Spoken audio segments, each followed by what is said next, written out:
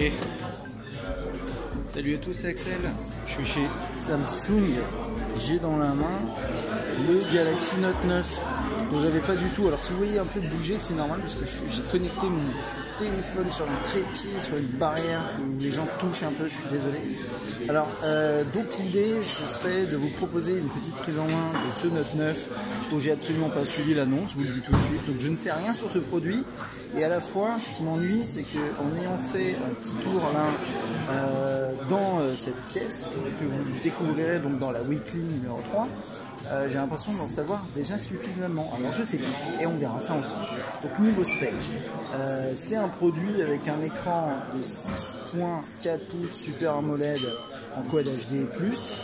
Il a 12 mégapixels à l'avant, 12 mégapixels à l'arrière et non, il y a deux doubles 12 mégapixels. Je fais voilà, 2 fois 12, c'est classique maintenant le double. La double optique et 8 mégapixels à l'avant. Capacité de faire du super ralenti, je crois que c'est 900 et les poussières, 960. Une batterie de 4000 mAh. Charge rapide et sensible. 4G+, ok, c'est très bien. Il est capable d'enregistrer en UHD à 60 fps, c'est plutôt pas mal. Octocore 2,8 GHz, je sais pas quelle est exactement la référence du processeur, mais ça vous trouverez tout sur internet, ça va être juste une prise en main en fait, ça va pas être un test, je vais pas le tester ce produit, j'ai pas le temps malheureusement, et il y a déjà pas mal de confrères qui l'ont testé, donc ça va être juste une petite prise en main par mes soins. Ok, quelqu'un se promenait tout à l'heure. Niveau audio, en haut-parleur, on a un haut-parleur stéréo AKG, donc ça c'est plutôt pas mal. Après il y a un 3.5 mm qui se cache en dessous, on regardera un petit peu le design dans un instant. Niveau stockage, vous avez deux versions 128 et 512 et vous pouvez rajouter jusqu'à 512 en plus via micro SD, ça c'est plutôt pas mal. Et il est disponible en 3 couleurs, il y a une version noire, là moi j'ai la version bleu cobalt, il y a une version mauve orchidée qui est en fait violette, qui est plutôt pas mal, et vous avez bien sûr le S Pen qui se trouve juste en dessous, là qu'on regardera dans un petit instant. Au niveau tarif, pas le tarif exact, mais j'ai vu qu'il était autour de 900 € et des poussières, nu. Alors, avant de se pencher vraiment sur le produit, je vais vous montrer quelque chose. J'ai la brochure de Samsung, et on va regarder du coup les points qu'ils mettent en avant, hein, si vous le voulez bien. Le premier point, ce serait voilà, que le S Pen est ultra précis. Bon, on va le tester un petit peu dans l'application de notes, on regardera un petit peu ça. Un S Pen qui est également connecté, c'est-à-dire que vous pouvez également commander la capture photo, switch de slide pour les PPT, certaines fonctions d'application comme Play Pause pour Spotify, ce genre de choses. L'écran qui est Super AMOLED, Infinity Display, bord à bord, etc. Edge, compatibilité DeX, bon ça on va pas checker. Double capteur, double ouverture. On regardera, et apparemment il est capable de prendre de bonnes photos de nuit. J'ai pas pu le tester, mais apparemment c'est le cas. Il y a de l'intelligence artificielle, notamment au niveau des photos. Il est capable de détecter jusqu'à 20 scènes. Je parle pas de la ville, je parle de 20 le nombre. Scènes, donc par exemple il sait détecter qu'il y a un paysage, ce genre de choses. Une batterie de 4000 mAh et capacité d'avoir une grosse batterie. Grosse capacité de mémoire. Alors voilà, ça c'est les points qu'ils mettent en avant et on va regarder le produit du coup. On va commencer un petit peu par le design si vous le voulez bien. Donc on reprend le design qui avait été posé, si je dis pas de conneries, parce que reprenez-moi si je dis des bêtises, c'est pas impossible, à partir du S8, S9 ensuite, un truc un petit peu tout brillant, qui fait une sorte de galet assez sympa. Enfin quand je dis galet, mais c'est vraiment parce que tout est arrondi un petit peu de partout, c'est plutôt sympa. Enfin, oui, je trouve ça pas mal. De l'alu quand même sur le dessus. Alors on va essayer de faire le focus, ça va être un peu tendu. Je filme avec mon Honor View 10. On va faire au mieux. Hein.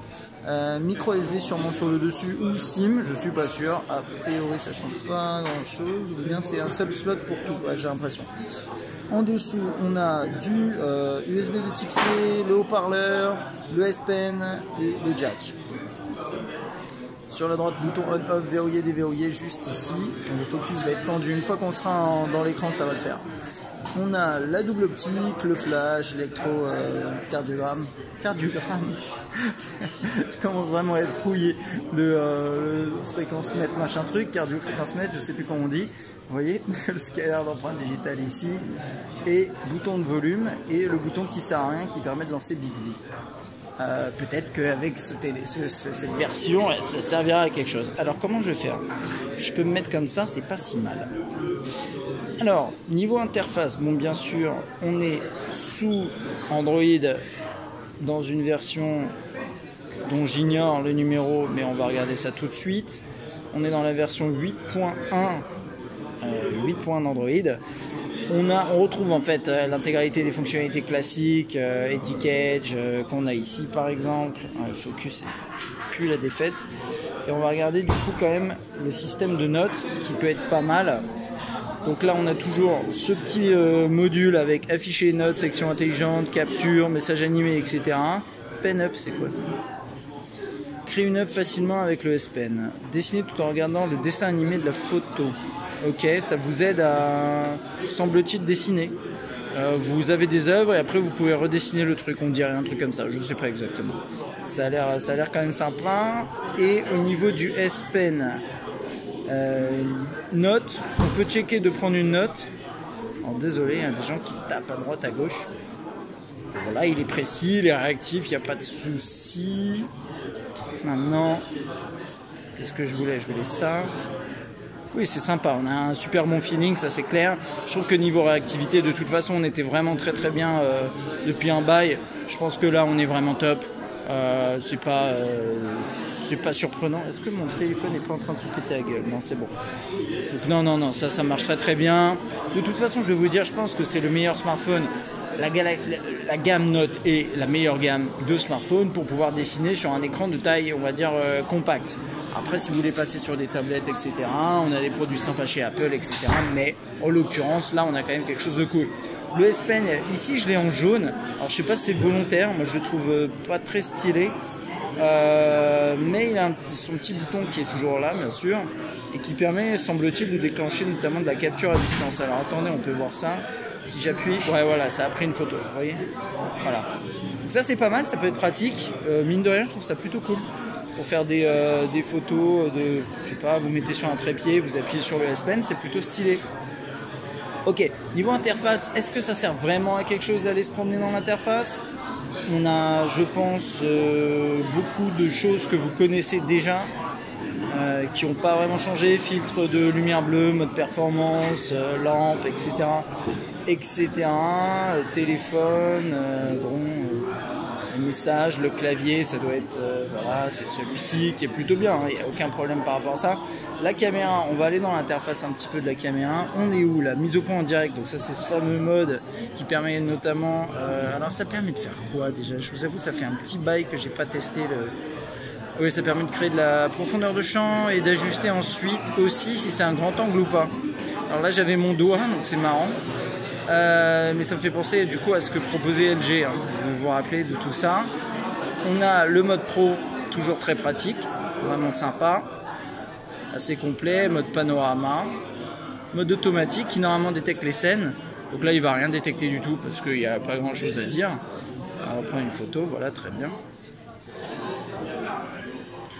La qualité a l'air pas mal, mais après il faudra vraiment le tester, et comme je vous disais, c'est pas moi qui vais le faire. Là on est en super ralenti à 960 images et des poussières. Emoji, ah oui, c'est le truc avec les emojis, ouais, ça c'est un peu le truc qui, je sais pas, ça marchera pas en selfie comme ça, je sais pas, peut-être que si. Et un mode hyperlapse. Voilà, ça c'est pour la PN, et normalement automatique, il détecte pas mal de types de scènes et tout, ça a l'air pas mal. Enfin, moyennant quoi, moi j'ai quand même le sentiment que c'est quelque chose que énormément de smartphones proposent aujourd'hui sur le marché. Donc est-ce que c'est vraiment si intéressant que ça? Je ne sais pas. Quoi qu'il en soit, l'interface est vraiment bien, hein. Vous avez vu le zoom comme ça, un petit peu à la Apple, si je dis pas de conneries quand même. Photo comme ça, vous commencez à filmer directement de cette manière-là, ça marche bien. Pas de souci. Ensuite, qu'est-ce qu'on peut dire de plus? On va se promener un petit peu dans l'interface, hein. On a la galerie qui est là. Bel écran, hein. De toute façon il n'y a pas à chipoter là-dessus, très très bel écran bien entendu. Alors comment on fait déjà pour activer le mode split screen? Ouais, ça va être comme ça bien sûr. Voilà, vous pouvez le faire bien entendu, et sur un écran de cette taille ça a pas mal de sens, oui je sais, merci. Alors, moi ce que j'aimerais faire c'est reprendre, vous savez quoi, la petite liste de Samy, et de regarder. Donc le S-Pen connecté, on a regardé ultra précis, oui il marche bien, l'écran il est très beau. Vous l'avez vu, c'est un bel écran. aucun problème. Les performances normalement elles sont excellentes, mais ça je vais pouvoir le tester. Le double capteur, bon bah il faudra vraiment le tester en condition, mais en tant que tel il a l'air bien. Intelligence artificielle en photo, bah, là je peux pas le tester mais ça a l'air pas mal. Et mémoire et batterie je peux pas le tester là devant vous. Donc moi je dirais juste une chose, j'ai pas encore lu les tests et je les lirai peut-être pas. Cela étant dit, voilà, c'est un beau produit, c'est un bel objet qui coûte une blinde certes, mais qui a l'air bien équipé. Vous avez bien sûr la capacité d'avoir une grosse batterie, beaucoup de mémoire, etc. Un processeur plus costaud, blablabla. Maintenant, moi ce que je vois, c'est que c'est un form factor qu'on connaît déjà, qui propose des fonctionnalités qu'on connaît déjà, avec des specs améliorés. C'est un peu la course à la grosse spec. Mais qui est peut-être nécessaire parce que vous capturez des vidéos en haute définition, donc ça peut être nécessaire en effet. Alors j'ai peut-être loupé des trucs, mais comme ça, vu de loin, juste là après l'avoir pris en main pendant une dizaine de minutes, ça a l'air d'être un excellent smartphone, mais il casse pas les codes établis, on va dire. Il n'y a rien qui est révolutionnaire. Cela étant dit, ça a l'air bien entendu d'être un très très bon produit. Alors voilà, vous qui l'avez peut-être acheté, vous qui avez lu les tests, peut-être que vous l'avez testé si vous êtes testeur, n'hésitez pas à laisser un petit commentaire, vous savez où ça se passe, c'est par là, pour dire ce que vous en pensez de ce produit. Est-ce qu'il apporte beaucoup de choses par rapport au marché actuel, que je rappelle, je ne suis plus du tout actuellement, donc là je fais vraiment les prises en main de manière vraiment, comment dire, avec l'habitude quoi finalement, hein, parce que j'ai quand même l'habitude et ça se perdra pas avant un bon bout de temps. Mais bon, il y a un moment je vais être un peu déconnecté de la réalité, donc n'hésitez pas à me le dire. Et Bixby, je sais pas, est-ce que ça marche maintenant dans nos contrées, ou est-ce que vas-y j'ai mis Uber, j'accepte tout, m'en fous, c'est pas mon smartphone. Est-ce qu'il est connecté à internet? Ah bah regardez, on a Bixby, ouais mais ça on l'avait déjà avant. Ah oui, ils mettent en avant Fortnite aussi sur mobile, parce qu'apparemment ça marche très bien sur celui-là. Donc si vous voulez jouer avec des enfants de 12 ans, vous pouvez jouer à Fortnite. Après tout ça on l'avait déjà. Moi ce qui m'intéresse c'était Bixby audio, machin truc là, comment ça s'appelait, Bixby Voice. J'ai appuyé sur un bouton, ils veulent mettre à jour Bixby, et il dit que je m'appelle Seth. Ouais, mais là il me parle en anglais, mon pote.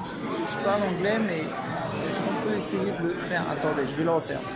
Parce que quand même, ça c'est un des points qui me gonfle, c'est qu'ils ont lancé une fonctionnalité il y a 2 ans sur tous les produits. Bon, pas sur tous les produits justement. Et in fine, nous on se retrouve avec que dalle plusieurs années plus tard. Bon bah voilà.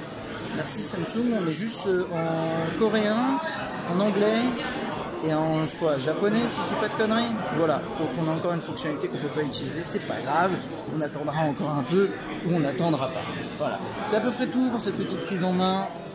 Si vous avez des questions, vous pouvez les poser dans les commentaires, et peut-être que vous pourrez répondre aussi aux questions qui seront posées, puisque moi je suis pas forcément le plus pertinent pour y répondre. N'hésitez pas à regarder la weekly aussi, parce que vous aurez un peu plus d'informations sur la soirée en tant que telle, comment Samsung présente ce produit. Moi je vous dis à très bientôt. Allez, ciao.